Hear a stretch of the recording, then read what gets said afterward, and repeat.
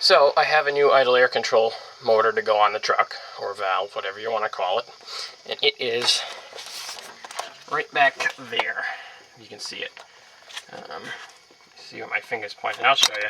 It's only held on by two, I believe, 8mm bolts and a plug. So that's the old one in the old gasket.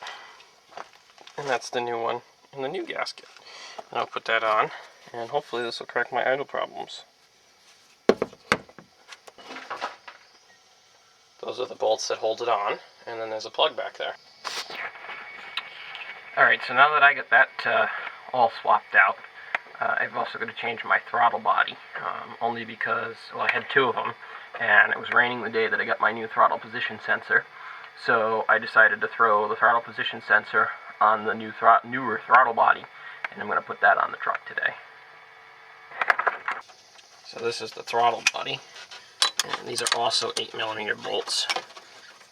And you just unscrew them. There's a gasket that goes in between here. You can see that's the throttle position sensor. Normally I would use a ratchet, but I've already got the wrench out here and I'm already on top of the truck, so.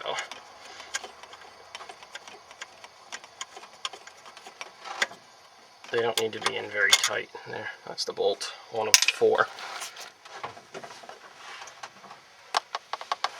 This truck is very fun to work on.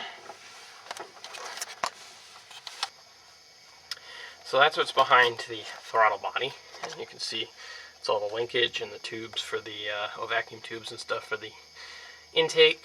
This is the plug for the throttle position sensor. This gasket goes in between here and the throttle body, so I ended up having to go get a ratchet because it was just, I couldn't get the wrench underneath on those bottom bolts. So I'll put this in there like that and bolt it back up. So I have my new throttle body on. I gotta put the air cleaner and mass airflow sensor back on, but everything's hooked up in there, so it should work.